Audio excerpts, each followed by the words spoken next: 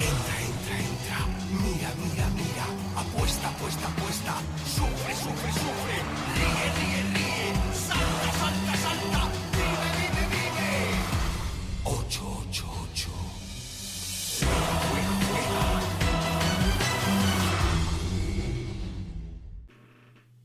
Nos suena, ¿verdad? Diariamente nos bombardean con anuncios similares. Hoy, en La Conjura Común, La Conjura de los Comunes, todavía no hemos establecido un nombre para el programa, nuestro espacio de podcast de Rebeldía, presentamos justamente este tema, ¿no, Jorge? Sí, hoy vamos a hablar de las casas de apuestas, la heroína del siglo XXI. Perfecto. Y antes de nada vamos a presentarnos un poco, ¿no? Yo soy Isabel, que voy a intentar guiar un poco este programa.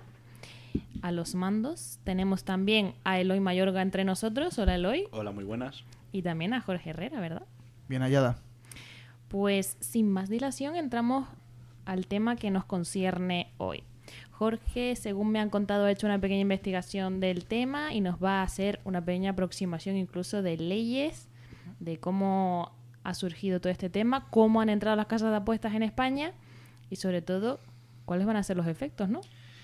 Sí, he hecho una pequeña compilación para no aburrir al personal un poco, pero hombre, había que establecer un poco el contexto de este tema, ¿no? De cómo empieza a proliferar las casas de apuestas, tanto online como físicas.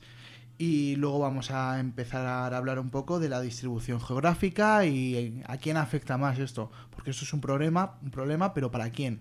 Lo es para alguien más que para otros, obviamente. Hoy vamos a intentar darle una vuelta a todo esto.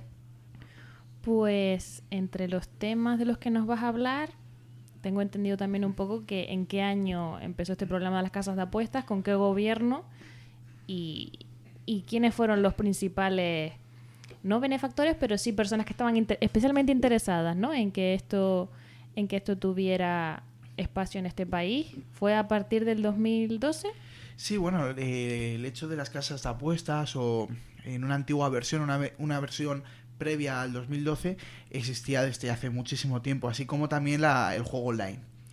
Lo que pasa en 2012 es que hay un cambio de paradigma con el gobierno de José Luis Rodríguez Zapatero, ya al final, que luego también recoge Montoro toda esta operación, así que bueno, se puede involucrar a ambos gobiernos. Y es en 2012 cuando se modifica la ley del juego. Esta ley del juego provoca una regulación en los portales de apuestas y juegos de azar.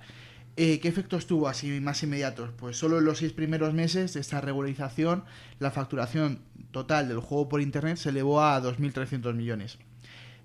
Todo esto según el primer balance. Estamos todavía en 2012-2013. De los 262 que se gastaron en junio del año anterior. Es decir, hubo un aumento del 50%. No fue a parar todo esto a los bolsillos de las casas de apuestas.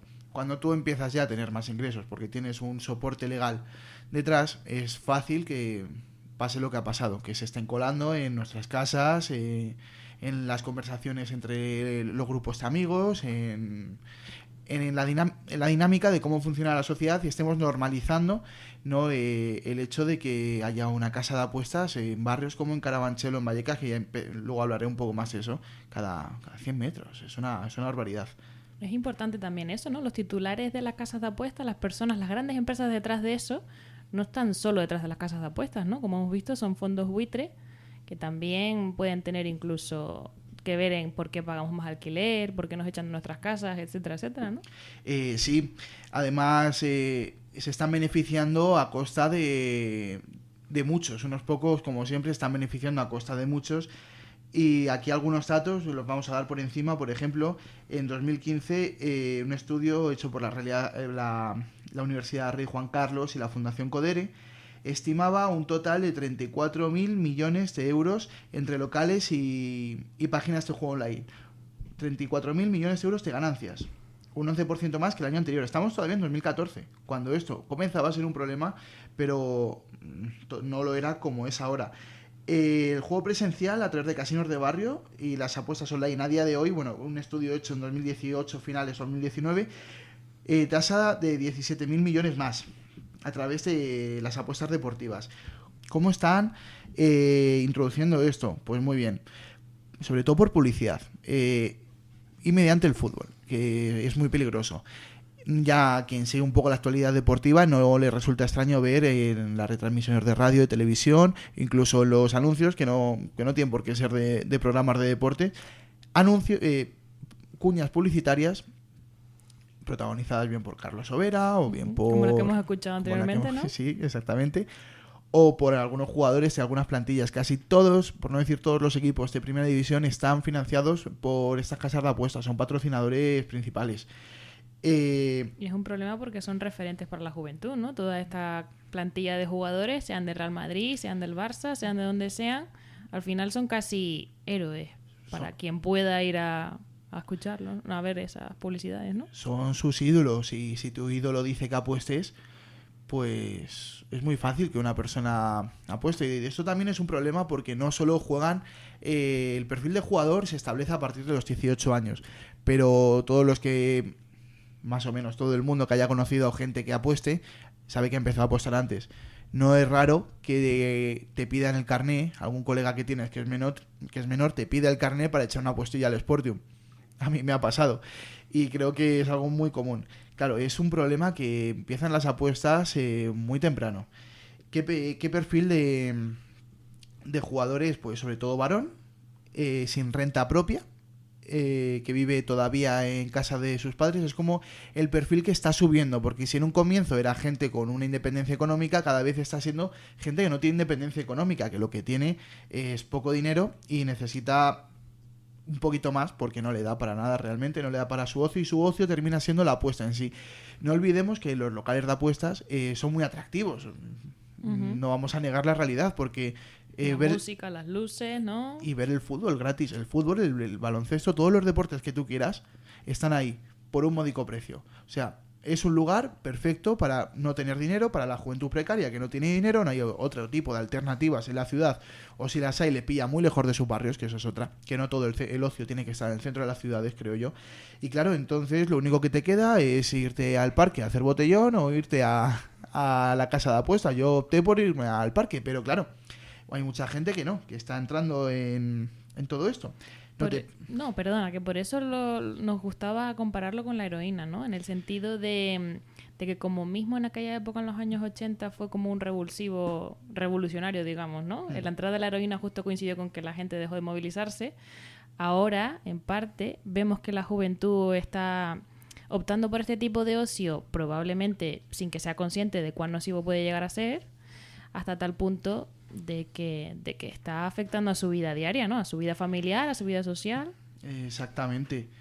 Esto tiene unas consecuencias, y no solo unas consecuencias para el individuo que apuesta, sino también tiene unas consecuencias tanto para el entorno más cercano, amigos, porque ven que le está pasando algo a tu colega y tu colega cada vez está más lejano porque está metido en una vorágine de juego y incluso puede llegar a ser de deudas, un problema económico, un problema familiar, porque quien haya tenido cerca un ejemplo de esto verá cómo es un problema que afecta a la familia, incluso puede llegar a afectar a la economía familiar, depende de la magnitud.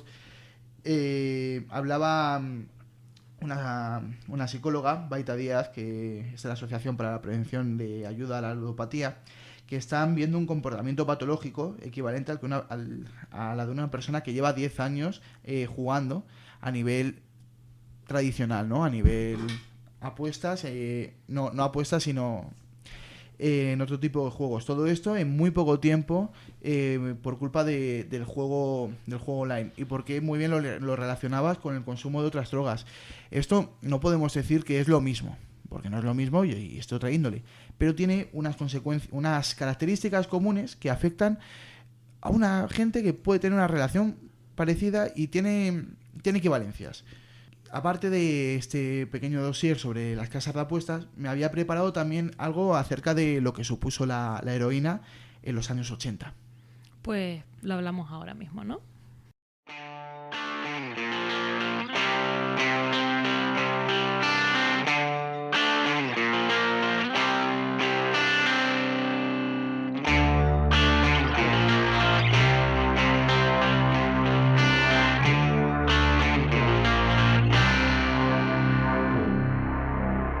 Lying down on the street, easy way, but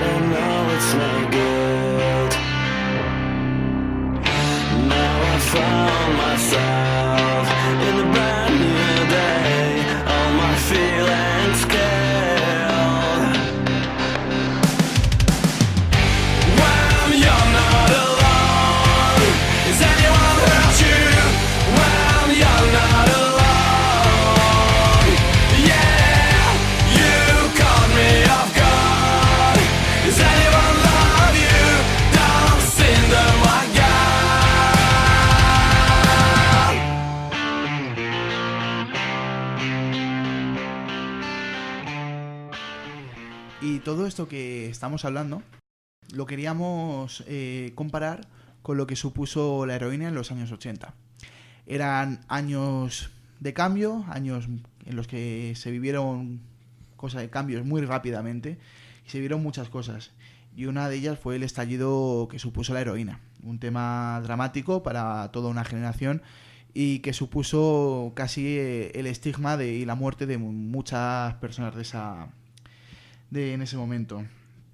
La heroína en España no está exenta de conspiración realmente, y no nos vamos a meter en esos charcos, pero realmente quien ha estudiado este tema siempre hablaba acerca de la intervención de otro tipo de poderes públicos en la introducción de la heroína. Algunos, como Justo Arriola, que era autor del libro A los pies del caballo, narcotráfico, heroína y contrainsurgencia en Euskal Herria, hablan de un complot político que existía, pertreñado por las cloacas, para desmovilizar a una juventud rebelde que vivía realmente como no querían que ellos vivieran, es decir, era una juventud contestataria. Todo esto lo relaciona en el libro con una táctica de guerra sucia y conexiones entre distribuidores de heroína y la Guardia Civil del momento. Nos cuentan testimonios que había traficantes con licencia para traficar a cambio de dar información sobre el movimiento popular o sobre ETA, y aparte había otros que pagaban grandes sumas de dinero a las fuerzas de seguridad, sobre todo en Guipúzcoa, a cambio de protección. El fiscal, esto lo recoge la Fiscalía de la Audiencia Provincial de Donosti en un famoso informe llamado Navajas.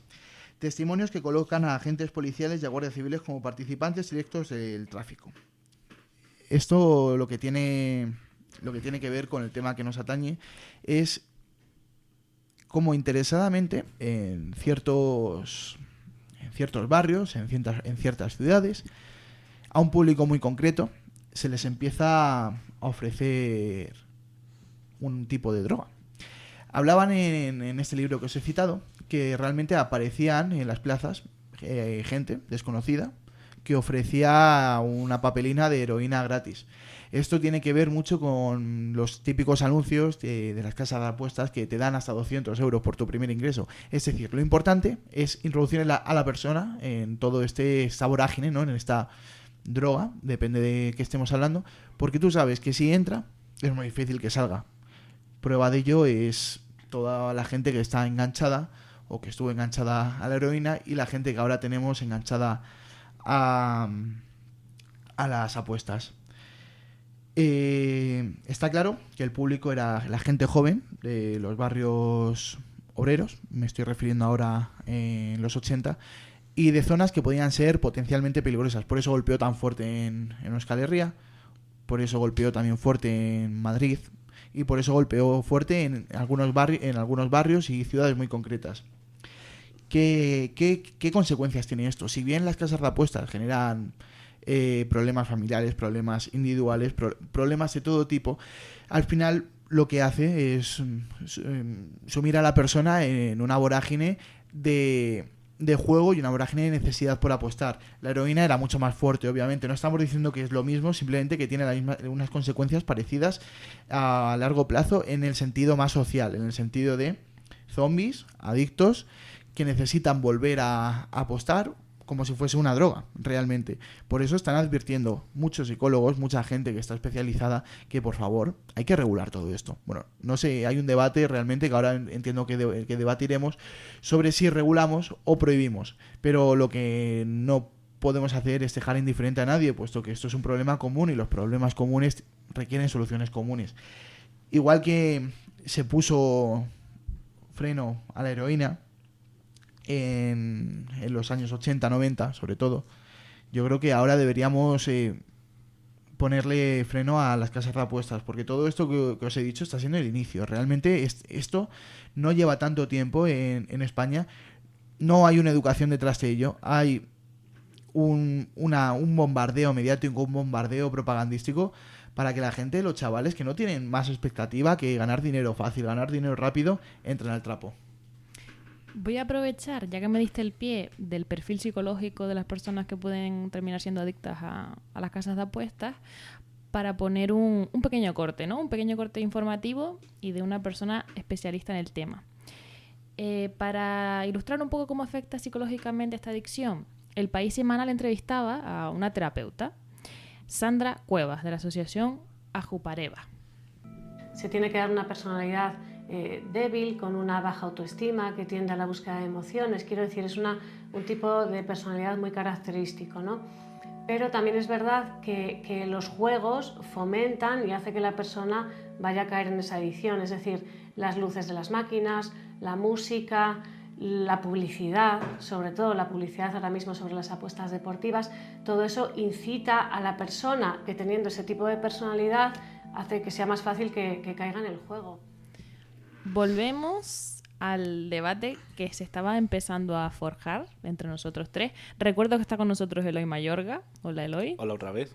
¿Qué tal? Que él, además, como ex trabajador de una casa de apuestas, nos va a dar incluso una visión más profunda del asunto, ¿no? Porque, o sea, ¿tú concuerdas con todo lo que nos ha expuesto Jorge hasta el momento? Es decir, ¿tú notabas que en aquel momento que tú trabajaste allí, no sé por cuánto tiempo fueron unos mesitos, ¿no? Fue durante el verano del 2017. ¿Y notabas que el perfil que él ha descrito era el que mayormente se daba en tu casa de apuestas? A ver, como estaba yo trabajando en distintos barrios, no estaba siempre en la misma. Dependiendo del barrio, el perfil era uno u otro. Porque durante unas semanas estuve en el barrio de Lavapiés, en Madrid, y ahí el perfil era muy distinto a lo que te podías encontrar en cualquier otro barrio. ¿Y era deliberado lo de que te cambiaran de barrio? No, eso era según necesidades de... Según necesidades de la empresa, ¿no? Entiendo. ¿Y cómo empezaste a trabajar allí? Es decir, ¿estabas buscando algún trabajo de verano y dijiste...?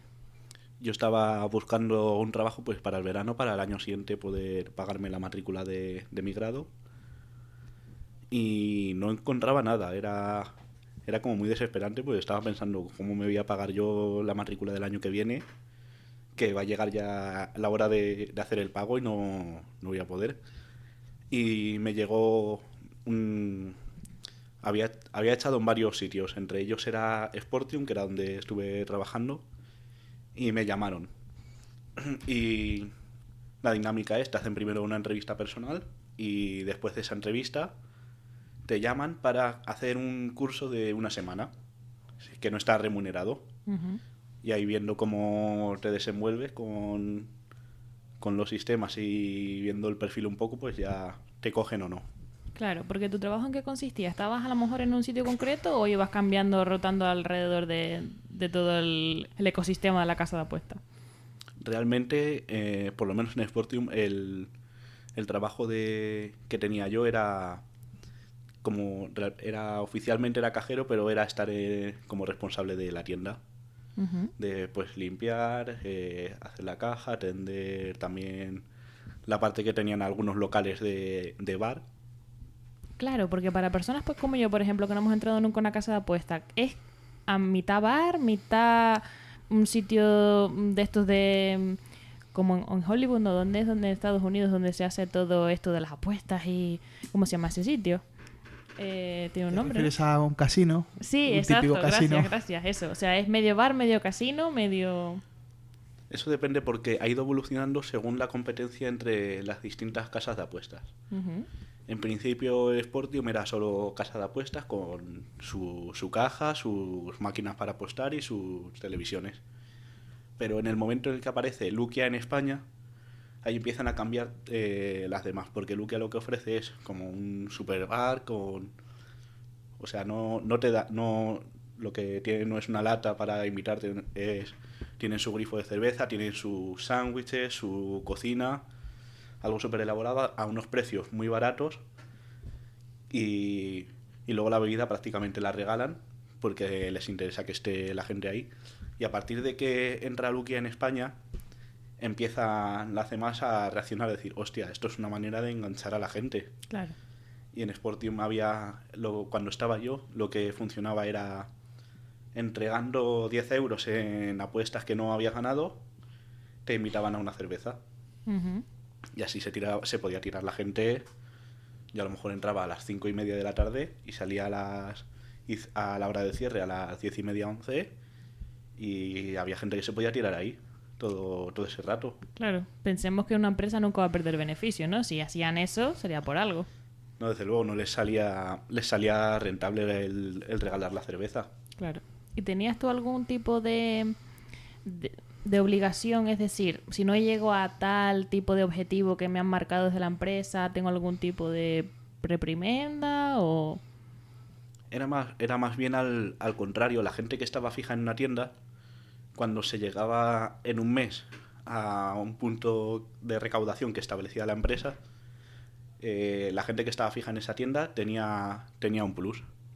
¿Cuánto solía ser la recaudación mensual en una casa de apuestas de Lavapiés, por ejemplo?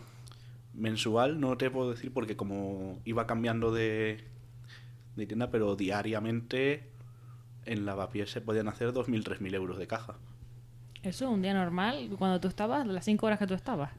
Sí, y... O sea, hay que tener en cuenta que cuando yo estuve, ese periodo del año, no había todavía fútbol de competición oficial, había amistosos y demás. Claro. Pero como hasta finales de agosto no empezaban las competiciones oficiales... Claro, que entendemos con Liga, Champions, etcétera, como que encima aumentará el beneficio, ¿no? Pues Eloy, gracias a Eloy nos hemos visto el perfil más empresarial de las casas de apuestas, que es también el más desconocido para personas que no hayamos entrado nunca, porque además es como muy inaccesible. Yo cuando suelo pasar por casas de apuestas cerca, que ya nos están inundando los barrios, tampoco es que claramente tú veas las personas que están dentro, ¿no? Está como muy tapado todo. No sé si esto también creen que es parte de una forma de hacerlo todo como muy secreto y que no se sepa bien lo que hay, que esté todo como todo así. Para que no sepas qué se hace de noche. Hombre, pues también, no lo había visto así también, claro. No, pero realmente el que sean sitios como tan oscuros, con tan pocas ventanas y demás, es algo que se hace más, que es la misma técnica que utilizan los casinos, que es que quien entre dentro no tenga una noción del tiempo claro, sí, lo que pues comentábamos. he entrado aquí, era por la tarde y ya hace noche, sino que tú entras como está oscuro con la luz artificial, como que te puedes tirar 6 horas ahí y a lo mejor dices, pues llevo 10 minutos. Claro, porque además con la adicción te da la sensación de que el tiempo pasa más rápido, claro. Y luego, Eloy, quería preguntarte que sobre el papel, siempre, yo lo he estado comentando, siempre se habla de que hay menores, mis colegas, algunos me pedían, oye, dame el DNI. Tú, en tu experiencia, hay internamente, hay ¿cómo decirlo? Una legislación, hay una orden de tener muy vigilados a que no entre gente menor de edad, o hay manga ancha con todo este tema y mientras no venga la policía no pasa nada si son menores, están en el bar y pueden apostar perfectamente. Lo que te dicen cuando te dan la formación es, por ley no pueden entrar menores, porque lo que te dicen, eso es bajo responsabilidad de quien esté en el local, que si viene la policía y pilla que hay menores, como que la empresa al final no acaba teniendo responsabilidad, porque la responsabilidad que pueda recaer sobre la empresa, eso lo va a trasladar al trabajador que esté en ese momento en la tienda. Que encima se lavan las manos a nivel empresarial, ¿no? Sí, intentan que no les salpique nada que pueda pasar dentro de una tienda suya. Claro. No nos sorprende, ¿no? Que el capital se lave las manos con los derechos de los trabajadores y ni siquiera de los trabajadores, porque son personas que pasan por allí, los derechos humanos mínimamente, ¿no?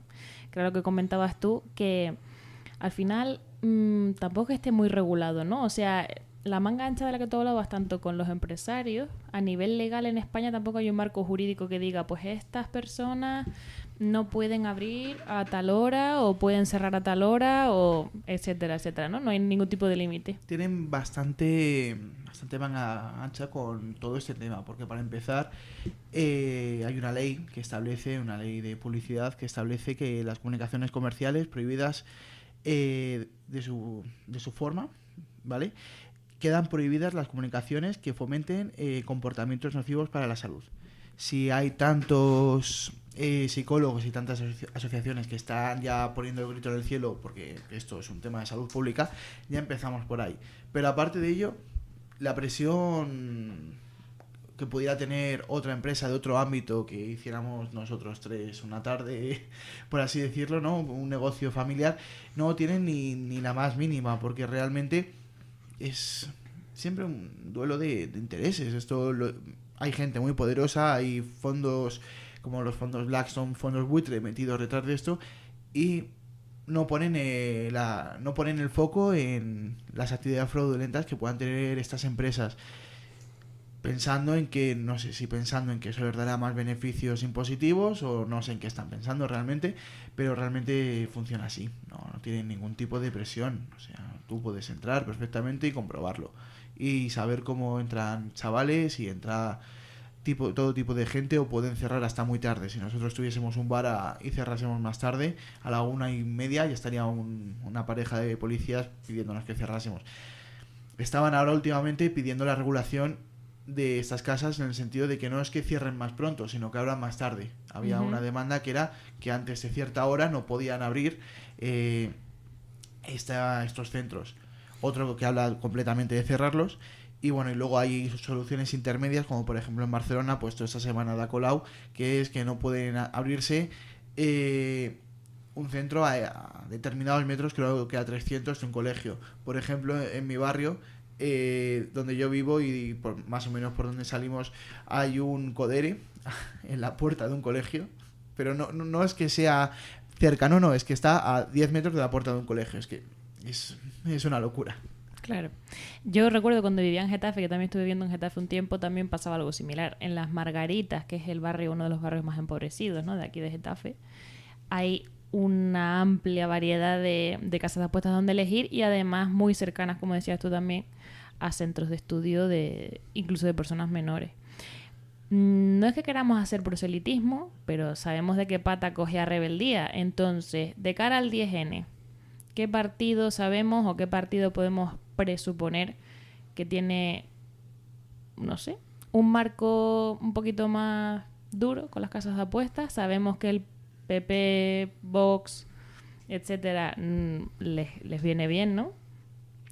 Lo único que sabemos también es que el PSOE se lava las manos, y que Podemos también tiene una postura a lo mejor un poquito, no del todo lo que nos gustaría a lo mejor, ¿no?, de cerrarlas, sino que abran más tarde, ¿no?, que abran a las 10 de la noche. Sí, esa es la propuesta. Hay que decirlo también que hay distintos partidos y tienen un discurso. Yo entiendo que el ala liberal, neoliberal de la derecha, que es, bueno, es decir, obviamente toda, en España piense que esto es un problema individual y que cada cual con su suerte y con sus actos, que hasta cierto punto podría ser comprensible, pero cuando es un problema que atraviesa a tanta gente, empieza a no ser un problema individual. Hablabas del PSOE, pues no sé, el PSOE igual en campaña te dice una cosa, pero yo nunca les he escuchado hablar acerca de este tema. O sea, que si me estoy equivocando, me gustaría que lo dejasen en un comentario y que me lo dijeran o algo, porque se lavan las manos de una manera absoluta. Hay que recordar que ellos empezaron también la ley del juego y pusieron un poco la semilla de todo esto. Y sí, Unidas Podemos tiene una postura y es el único partido a nivel estatal que habla de este problema y que quiere poner este problema y que quiere dar difusión a este problema para sacarlo a la palestra y que se pueda hablar y tomar una solución a todo lo que está suponiendo las casas de apuestas. Respecto a esto de las posturas de los partidos políticos, al final, aparte de por cómo ven estos problemas el ala derecha del espectro político que tenemos, el que era ministro de Justicia con el Partido Popular, Rafael Catalá, hace poco ha fichado por Codere. Es cierto. Que eso nos puede dar una idea de por dónde va a ir el PP. ¿Codere es la del Real Madrid o me estoy confundiendo yo? Es la del Real Madrid, sí. ¿no? Florentino. Vale, perfecto. Todo claro. Está claro. Sí. Es que no, a mí lo que realmente me interesa de todo esto es que esconde intereses de clase y que la derecha sí que piensa como clase, la derecha, y está bueno, burguesía, pero ya casi que aristocracia. No sé qué es Florentino Pérez aquí en España, pero bueno, casi tiene los poderes de un aristócrata. Y realmente ellos piensan como clase, se juntan, se asocian y se presentan siempre con una idea clara y con un discurso bastante claro. Nosotros pues tenemos que ver cómo actuamos frente a todo este problema. Si pensamos como clase, intentamos tirar para adelante defendiendo a los nuestros, o nos sumimos en otras historias. Se veía muy bien eso que comentas cuando nuestro compañero Adán de Rebeldía, que no ha podido estar aquí hoy porque está en campaña en Canarias, pero Adán, te mandamos un saludo. Cuando Adán aparecía en los medios de comunicación, por ejemplo en Espejo Público, de forma soterrada se le afeaba que hablara de un problema colectivo, ¿no? Siempre Susana Griso, etcétera, y todas las cloacas de este estado intentaban decir que el problema era a lo mejor de él, o que no tenía él otra cosa que hacer, o que porque no se iba a la bolera, o porque no se iba a no sé dónde. Y él siempre hablaba en términos de colectividad, y era algo que no les gustaba, ¿no? A la derecha parece que no le gustaba mucho eso. Claro, dentro del sustrato ideológico que componen estos voceros del neoliberalismo, está claro que hablar de problemas colectivos es una puta locura para ellos. Estamos viendo ahora que paralelamente se está movilizando la gente con el tema de los Fridays for Future y todo el tema del ecologismo.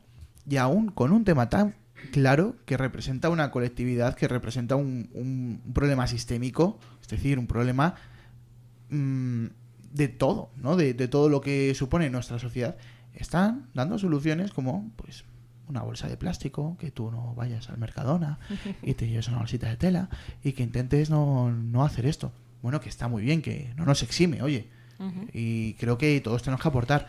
Pero si un problema tan grande que afecta al 100% de la población, dicen que es un problema individual y tiene soluciones individuales, como esto que afecta a mucha gente, sí, pero no es más que un grupo de edad definido, en unas características definidas y unos barrios definidos, que les importa a ellos.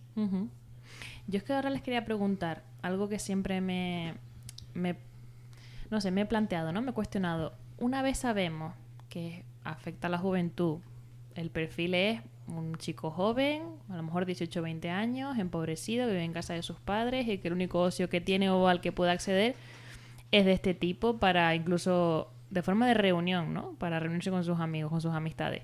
¿Cómo hacemos una vez sabemos que ese tipo de personas que están a nuestro alrededor tienen esta adicción? ¿Cómo podemos ayudar? Porque a mí me da la sensación de que hasta que a lo mejor ellos no sean conscientes de que tienen tal problema, van a estar como reacios a dejarse ayudar. No sé lo que opinan ustedes. Es complicado, yo creo, que afrontarlo de cara a esta gente que está enganchada. A lo mejor no estamos hablando de que estén enganchados a un nivel muy alto, pero cuando vas a decirle a lo mejor, oye, que esto puede generarte un problema, tal, a veces por cómo funciona una adicción, ellos creen que tú estás en contra de él, que no quieres que él se divierta, porque lo ven como una diversión. Después yo voy, me veo el Real Madrid Atlético de Madrid, le echo 2 euros y ya está, y me lo paso bien. Pero es muy difícil afrontarlo, yo creo. Probablemente habría que preguntar a un especialista, a una terapeuta, a una psicóloga, etcétera, cómo podríamos afrontar algo así, ¿no? Hablar con gente que ha salido de ello también. Claro, es que aquí nos faltaría un perfil de tales características. Si lo tenemos, por favor que alguien nos lo comente, y en comentarios en redes sociales donde vayamos a subir esto, que todavía no lo sabemos. Pero sería interesante, ¿no? Porque tampoco, no creo que la solución sea señalizarlos, ¿no?, como culpables de algo, sino que sean conscientes de que es una estructura mayor y que los supera. Exactamente, es como ir delante de una iglesia, un grupo de ateos muy convencidos, a gritarles que Dios no existe. No van a decir, ostras, es verdad. Claro. Van a aferrarse más a su fe. Con esto pasa algo parecido. Si tú vas a echarle la bronca, o si tú vas a las casas de apuestas enfrente a decirles que ellos tienen la culpa, es que al final los estás alejando. Yo entiendo que esto es muy jodido y a lo mejor a nivel colectivo podemos poner soluciones para que la gente no entre en eso. Claro, o parches. Para que, parches, o que la gente pueda salir y tenga otra vía. Me explico. Desde el movimiento popular, desde la sociedad civil, se pueden crear espacios colectivos, se pueden crear espacios donde se puedan hacer actividades para intentar que la gente no tenga que recurrir a ese tipo de ocio. Es decir, también es responsabilidad del gobierno o de los gobiernos locales, de quien fuera, pero como no tenemos el poder, sorpresa, pues yo creo que tenemos que intentar organizar algún tipo de espacios comunes, que no tienen por qué ser siempre un centro social y todo muy politizado. Si es que con que en el barrio haya equipos de fútbol, de baloncesto, o sea, gente que haga deportes o Sí, canchas, que haya grupos culturales, o sea, yo sé que todo el mundo no se va a meter ahí, pero si al final hay una oferta cultural, la oferta del juego, pues pierde, en plan, da un paso atrás. Pero como no hay oferta cultural, a no ser que tú te la busques, pues claro, al final lo que sale en televisión, lo que sale en todos los medios, al final acaba ganando la partida. Por eso yo creo que nosotros no podemos hacer que esa gente, oye, tú date cuenta, pero podemos intentar evitarlo y poner luego medios por si alguien sale. Yo creo que esto tiene que estar en manos de expertos y que hay que tener mucho cuidado. O sea, tampoco son enfermos, no, a ver, gente normal que se ha metido ahí, igual que uno puede meterse en el tabaco, uno puede meterse en otros temas, y no hay que ir con paternalismo ni nada de eso. O sea, gente que igual que entra se puede salir, pero eso, hasta que no te das cuenta que tienes un problema, yo entiendo que no se sale de ningún pozo. Claro. Estoy totalmente de acuerdo que una de las patas para una solución de este problema es precisamente el que haya alternativas de ocio en los barrios, en todos los barrios, porque como has dicho al principio, que no todo el ocio esté en el centro. Porque, por ejemplo, para chavales de Getafe, de Alcorcón, de Leganés, de Fuenlabrada, pues puede haber cosas que sean muy interesantes para ellos que son en Madrid capital. Pero no es más difícil que vayan allí, es más fácil que en mi barrio, aquí en Getafe, en La Lóndiga, tengo justo enfrente de mi casa unas pistas de un colegio que llevan un montón de años para abrirse, que si estuviesen abiertas sería una vía muy importante para todos los chavales del barrio que pudiesen ir ahí en vez de pues eso, irse a la casa de apuestas. Claro. ¿Cuál es la alternativa? El ocio de centro comercial y consumista. Que oye, que ahí está, que no es tan nocivo, pero es que no hay una alternativa cultural, una alternativa colectiva, otro tipo de ocio. Es que no hay que reclamarlo, pero también creo que hay que hacer para construirlo. Pues yo, si les parece, pensaba ir cerrando ya, porque nosotros tres nos dan 3 micros y podemos estar aquí horas y horas. No sé que alguien quiera comentar algo más. Yo estaba ya por cerrar conclusiones, sobre todo no solo del tema que nos concierne, que también, sino de cómo nos hemos visto, cómo tenemos planteado seguir con el programa, cómo nos hemos visto, ¿no? Cuéntamelo hoy. Una última cosa respecto a esto, que una de las soluciones que podrían poner los gobiernos a nivel municipal, porque ha comentado antes Jorge que una de las cosas que tiene esto de las casas de apuestas son los clubes deportivos de alto nivel, los más mediáticos, y su promoción de las casas de apuestas y todo esto, y que los futbolistas lo promocionen. Y es que en el fútbol profesional, la mayoría de los estadios y las instalaciones que utilizan los equipos son municipales, no son propiedad de los clubes, y ahí los gobiernos municipales podrían actuar de cara a decirle al club: oye, si tú estás promocionando esto en un espacio que es municipal, es público, no es tuyo, poner una barrera ahí a prohibir eso, y que sí, también que se pueda utilizar los clubes deportivos y los deportistas para acercar otras alternativas a los chavales que no sean las apuestas, sino que hagan más actividades con los chavales en los barrios, en las ciudades que sean. Claro. Nada, para concluir, yo creo que esto ya queda para cada uno en su casa que pueda pensar si esto hay que dar pasos hacia una regulación, porque bueno, entiendo que haya gente que diga: oye, ¿por qué me va a prohibir usted apostar? Pues bueno, si eso es un liberal, pues apueste y pierda todo el dinero que quiera, pero lo que no vamos a dejar es que la juventud caiga en la garras de estas empresas y todo esto. O sea, simplemente es así de sencillo, ¿no? los problemas colectivos siempre tienen soluciones colectivas. Y esto es un problema colectivo y empieza a ser un problema de salud pública. Así que yo intentaría hacer ver que hay que afrontarlo colectivamente, que como tú decías, Isa, ya es un paso. Intentar afrontarlo colectivamente y que la gente se entere que eso no es el problema de cada uno. Con liberal no lo vamos a cambiar, pero sí que vamos a intentar cambiar la regulación, es decir, la ley. Y ahí es donde creo que tenemos que meternos, intentar que estos locales tengan más trabas a nivel de poder constituirse y tener un local cerca de un colegio, cerca de un centro de estudios, y mucha más mano dura con el tema de los menores y con la publicidad sobre todo, porque está demostrado. Yo creo que eso ya por la vía judicial se tendría que ir y demostrar que está prohibido. Este tipo de publicidad está prohibido, igual que se prohibió el tabaco en su momento, porque afecta a la salud. Artículo 18.3, está prohibida la comunicación comercial que fomente comportamientos nocivos para la salud. Esto es un problema de salud pública, problema psicológico para quienes lo están sufriendo y las familias. O sea que yo creo que por ahí tenemos que empezar. ¿El objetivo es prohibir? Pues mira, yo creo que prohibiendo no se soluciona nada. Creo que hay que educar, y que hay que educar a la gente y en última instancia respetar a quien, si con toda la información del mundo decide hacer una apuesta, bueno, pues me da igual. Pero yo lo que no quiero es miles y miles de chavales metidos en esto. Totalmente. Yo, para terminar, me gustaría animar a quien nos esté escuchando, si conoce cualquier tipo de persona que tenga cercana con este problema, sobre todo que intente apoyar al principio, que no criminalice esta adicción, porque al final es una enfermedad como otra.